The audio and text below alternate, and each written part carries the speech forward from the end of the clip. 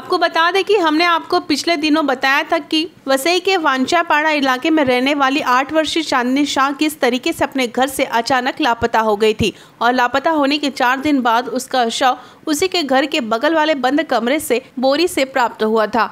जिसके बाद हर तरफ एक ही सवाल था कि आखिर 8 वर्षीय मासूम की निर्मम हत्या किसने और क्यों की।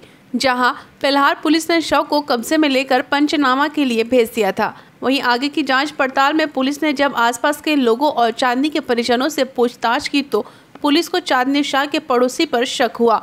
चांदनी के घर के बगल के रहने वाले 44 वर्षीय अपने 14 साल के बेटे प्रथमेश के साथ रहते थे और हमेशा नशे की हालत में धुत रहा करता था। परंतु यहाँ पर गौर फरमाने वाली बात यह है कि चांदनी के लापता होने के बाद से ही 14 वर्षीय बेटा भी घर से गायब था।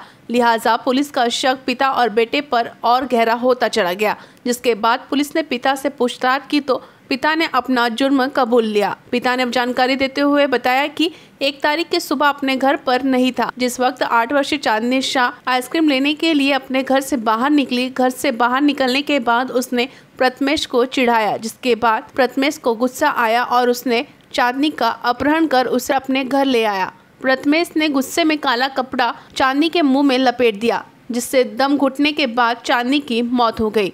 जहां चांदनी के शव को अपने घर में ही रखा। जब प्रथमेश के पिता रात को घर आए तब प्रथमेश ने इस सारी बात की जानकारी अपने पिता को दी। पिता ने अपने बेटे की अपराध पर पर्दा डालने के लिए चांदनी के शव को ठिकाने लगाने का फैसला किया। पहली रात बीतती यहाँ दूसरे दिन चांदनी के घर वाले चांदनी को ढूंढते रहे और चांदनी के लापता होने का पोस्टर हर जगह लगा दिया।